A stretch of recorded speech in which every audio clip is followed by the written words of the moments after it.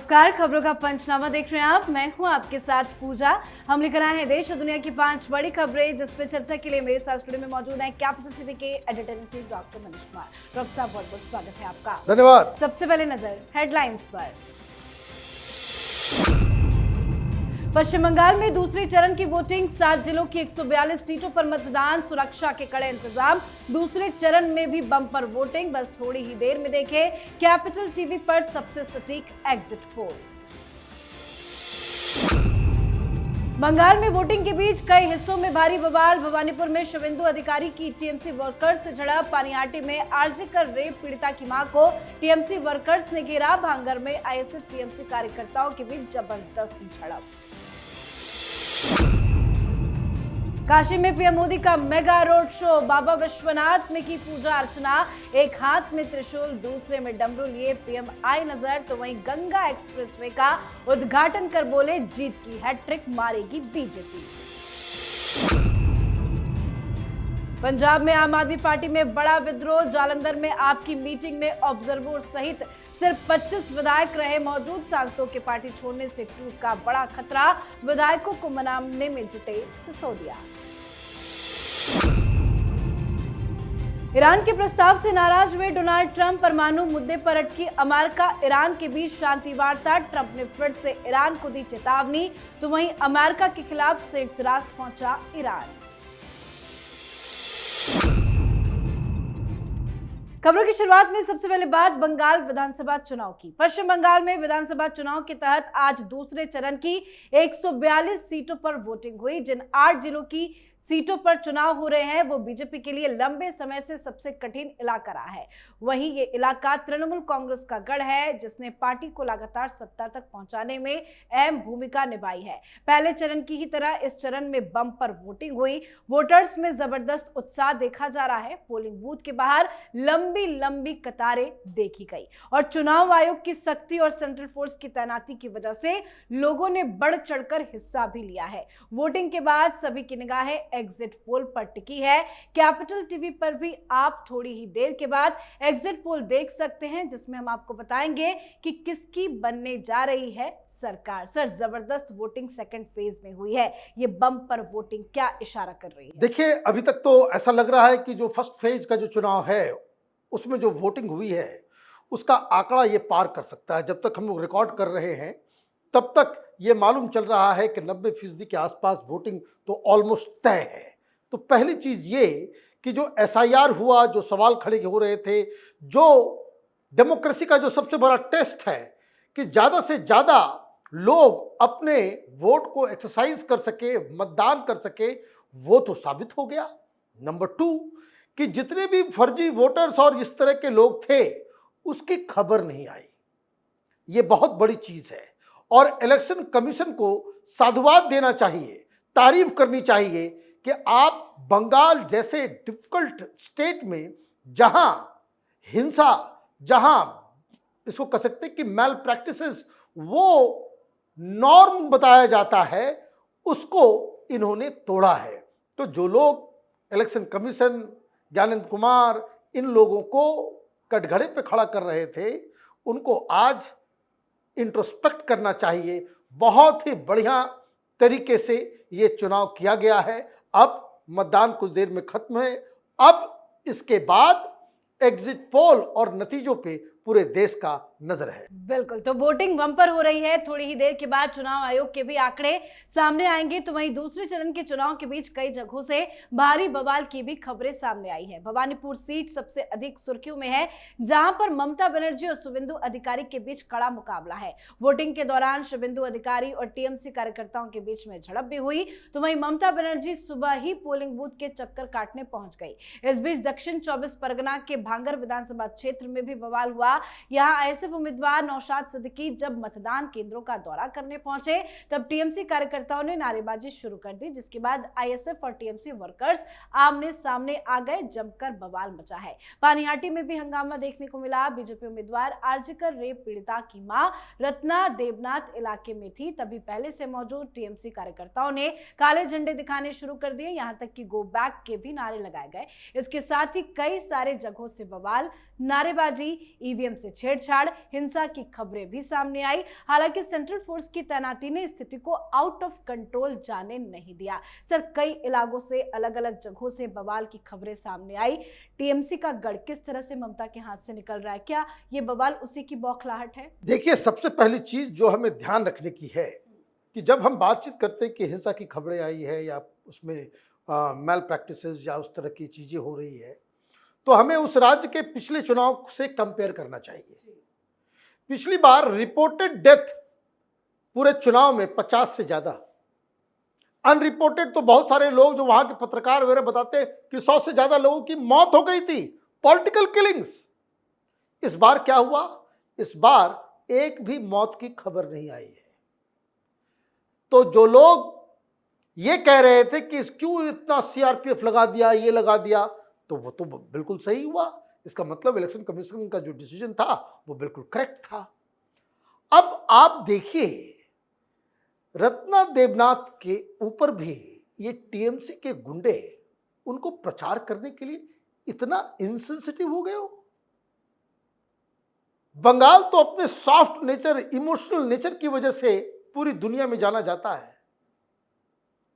आप एक पीड़िता की मां, वो कैंपेन कर रही है बेचारी पैदल चल चल के, आप उसके ऊपर आप अत्याचार कर रहे हो, तो ये तो जनता देख रही है वहां पे, और इसलिए पूरा माहौल बदला हुआ है। अब टीएमसी परेशान चल रही है। आपने बिल्कुल सही कहा कि बौखलाई हुई है। बौखलाई हुई इसलिए है कि वो जो छापा, वहां बोगस वोटिंग कहते हैं छापा मारना, वो नहीं मार पा रही है।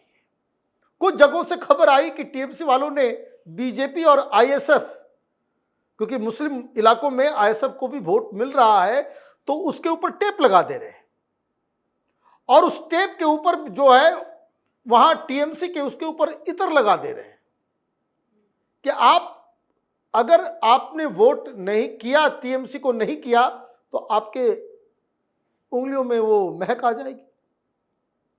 तो कहने का मतलब ये है कि इस तरह की शिकायतें आई हैं, लेकिन यहां भी टीएमसी के लिए एक परेशानी है। परेशानी इसलिए है कि बताया जा रहा है कि करीब 60-70 इस तरह के बूथ्स उसको चिन्हित किया गया है जहां टीएमसी ने गड़बड़ियां की है। वो हर जगहों पे 2 दिन के बाद रिपोलिंग की व्यवस्था की जा रही है। बिल्कुल, तो बंगाल चुनाव अपने दिलचस्प मोड़ पर है। अब फैसले का सभी को इंतजार है। इसी बीच पीएम मोदी ने बीजेपी की जीत का दावा किया है। दरअसल आज सुबह 14 किलोमीटर लंबा रोड शो करते हुए पीएम विश्वनाथ मंदिर पहुंचे।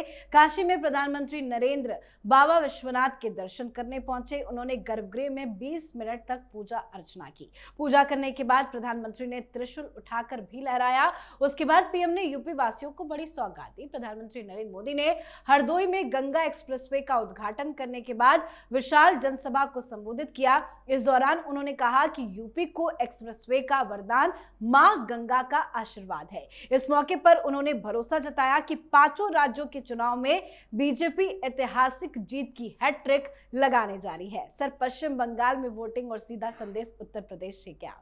देखिए, हिंदू पंचांग के मुताबिक आज का जो दिन है, भोलेनाथ की पूजा करने से सारी मनोकामनाएं पूरी हो जाती है। और इसलिए आप देखिए, आपने बिल्कुल सही कहा कि तस्वीरें तो आजकल मीडिया की है। सोशल मीडिया और मीडिया के जरिए वो त्रिशूल और डमरू हाथ में लिए प्रधानमंत्री मोदी क्या संदेश गया। बंगाल में हिंदुत्व को जागृत किया जा रहा है। हिंदू जग गया है बंगाल में, और आप जीत की हैट्रिक कह रहे हो। मुझे लग रहा है कि थोड़ा अंडर एस्टिमेट करके प्रधानमंत्री ने बताया। ऐसा लग रहा है कि जो 5 राज्यों में जो चुनाव हुए हैं, 4 जगहों पे एनडीए और भारतीय जनता पार्टी का कॉम्बिनेशन वो जीतने वाला है। लेकिन प्रधानमंत्री मोदी की राजनीति का स्टाइल देखिए। बंगाल चुनाव खत्म, ये सब चुनाव के बाद अब सारी निगाहें उत्तर प्रदेश के चुनाव पे होगी, और ये उत्तर प्रदेश का जो चुनाव है उसकी शुरुआत आज से ही प्रधानमंत्री मोदी ने कर दी। जी चलिए बढ़ते हैं आगे और बात आम आदमी पार्टी की करते हैं। पंजाब की सियासत में इन दिनों हलचल तेज है। 7 राज्यसभा सांसदों के पार्टी छोड़कर बीजेपी में शामिल होने के बाद संगठन के भीतर हलचल तेज है। पंजाब सरकार पर खतरा मंडरा रहा है। कल खबर सामने आई थी कि पंजाब के जालंधर में सिसोदिया ने सभी विधायकों की मीटिंग बुलाई है, लेकिन विधायकों में नाराजगी और पार्टी में विद्रोह को देखते हुए सिसोदिया को यह सफाई देनी पड़ी कि ये मीटिंग विधायकों की नहीं बल्कि 1000 ब्लॉक ऑब्जर्वर्स की बैठक है। हालांकि आज ये बैठक हुई जिसमें कुछ विधायक भी शामिल हुए। सीएम मान वीडियो कॉन्फ्रेंसिंग के जरिए जुड़े। पहले मीटिंग की जगह जालंधर में सीएम निवास रखी गई थी, लेकिन इसे बदलकर शाहपुर सिटी कैंपस किया गया। मीडिया में सफाई देते हुए आम आदमी पार्टी ने इसे रूटीन बैठक बताया है। सर, क्या कुछ चल रहा है पंजाब में आम आदमी पार्टी के अंदर? देखिए, जो कुछ चल रहा है दुनिया के सामने है। राघव चड्ढा ने कहा कि 60 विधायक जो है हमारे संपर्क में है। वहां पॉलिटिकल लीडर्स ये बता रहे हैं, वहां के पत्रकार ये बता रहे हैं कि 2 और सांसद वो भारतीय जनता पार्टी में जाने वाले हैं। और इन्होंने खुद ही कल ये ऐलान किया था कि आज मीटिंग होगी जिसमें तमाम 94 जो विधायक हैं उनको बुलाया गया है। वो तमाम अखबार में खबरें आ गई, सब कुछ आ गया। तो कल भी हमने प्रोग्राम किया था, हमने कहा था कि बुद्धि जब खत्म होती है तो यही सब गड़बड़ी होती कि आपने ऐसे टाइम पे बुला लिया।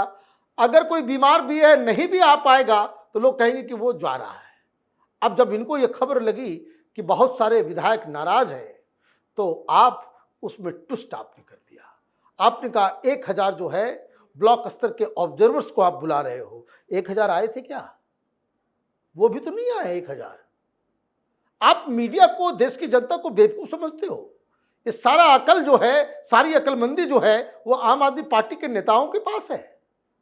मात्र 24 विधायक पहुंचे थे, 94 में 24, बाकी कहां है?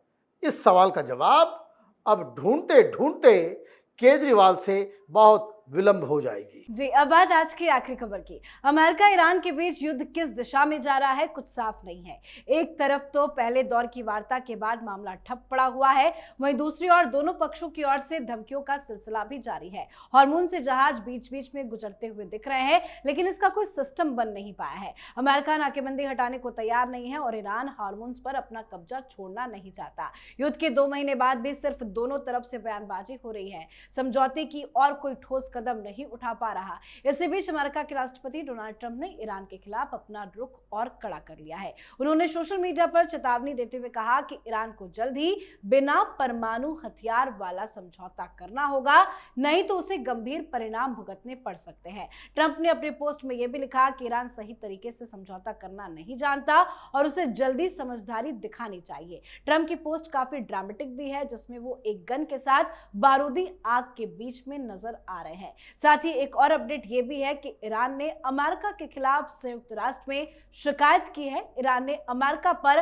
कई गंभीर आरोप लगाए हैं। ईरान का कहना है कि अमेरिका ने उसकी जहाजों को जब्त करके समुद्री डकैती भी की है। सर, क्या ताजा अपडेट है, क्या चल रहा है अमेरिका और ईरान के बीच? देखिए, मामला बड़ा कॉम्प्लेक्स है, इसको सिंपल तरीके से समझते हैं। 60 दिन पूरे होने वाले हैं। ये युद्ध अमेरिका आगे तभी लड़ सकता है जब वहां के संसद के द्वारा ये बात पारित हो जाए, yes we should go on war against Iran. अब इसके लिए जरूरी है कि आपके पास समर्थन हो, और समर्थन के लिए यह भी जरूरी है कि जो आपने शुरुआती दौर में जो प्राइमरी गोल्स आपने, ईरान के साथ क्यों लड़ाई हो रही है, इजराइल क्यों लड़ता है, अमेरिका क्यों लड़ता है, बस इस बात के लिए कि ईरान जैसे देश के पास कोई न्यूक्लियर वेपन नहीं होना चाहिए। तो न्यूक्लियर वेपन नहीं होना चाहिए, ये तो मेन क्रक्स है पूरे डील का। इसलिए ये युद्ध विराम की बातचीत होती है, मामला इसलिए फेल हो जाता है कि आप डोनाल्ड ट्रंप अमेरिका में संसद के अंदर आप कैसे समर्थन जुटाएंगे अगर आपने ये न्यूक्लियर वाला मामला को अगर आपने अलग कर दिया। ईरान दूसरी तरफ ये कहता है कि बाकी हम हॉर्मोज खोलने को तैयार हैं, बाकी सब चीज़ों पे बातचीत कर सकते हैं, अभी युद्ध विराम कर लो और न्यूक्लियर का जो मसला है वो आगे हम सोचेंगे। डोनाल्ड ट्रंप को लगता है कि ये ट्रैप है, ये हर बार बातचीत, अभी से नहीं बातचीत हो रही है, ओबामा के समय से ही बातचीत शुरू हुई कि ईरान के न्यूक्लियर प्रोग्राम का क्या करना है, ये करना है, वो करना है। तो ये बातचीत से ईरान को और समय मिलेगा और वक्त मिल जाएगा। इसीलिए अगर शांति आनी है तो ईरान को अपने इस न्यूक्लियर इनरिचमेंट प्लान को बंद करना पड़ेगा। और जो जिद है डोनाल्ड ट्रंप की कि वो 400 केजी आपने जो इनरिच यूरेनियम बना रखा है जिससे न्यूक्लियर बॉम्ब बन सकते हैं, उसको आपको इंटरनेशनल एजेंसी को हैंड ओवर करना पड़ेगा। बहुत बहुत धन्यवाद सर बातचीत के लिए। धन्यवाद। तो खबरों का पंचनामा में आज के लिए फिलहाल इतना ही। देश विदेश की बाकी खबरों और उनके सटीक एनालिसिस के लिए देखते रहिए कैपिटल टीवी। हमें लाइक कीजिए, शेयर कीजिए और कैपिटल टीवी को सब्सक्राइब कीजिए। नमस्कार।